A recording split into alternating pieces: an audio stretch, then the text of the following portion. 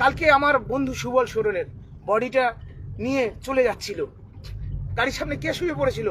এই আপনাদের হতভাগা শিক্ষক সুমন বিশ্বাস, কৃষ্ণগোপালরা কে শুয়ে পড়েছিল?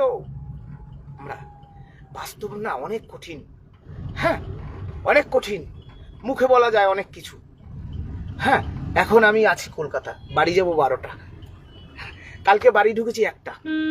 হ্যাঁ, মুখে অনেক কিছু বলা যায়। 18 তারিখ সবাই আসুন।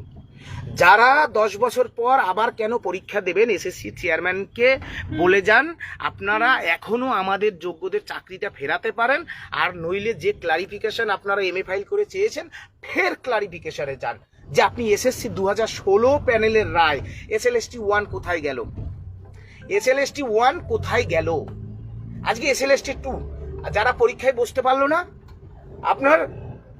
আপনার মাননীয় মুখ্যমন্ত্রী, আপনার আইনজীবীরা আপনাকে ভুল বোঝাচ্ছেন।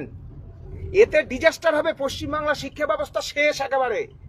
এই যে ক্ষত, এই ক্ষত আপনাকে তাড়িয়ে বেড়াবে, এই ক্ষত লং ডিজাস্টার হবে রাজ্যের মুখ্যমন্ত্রী।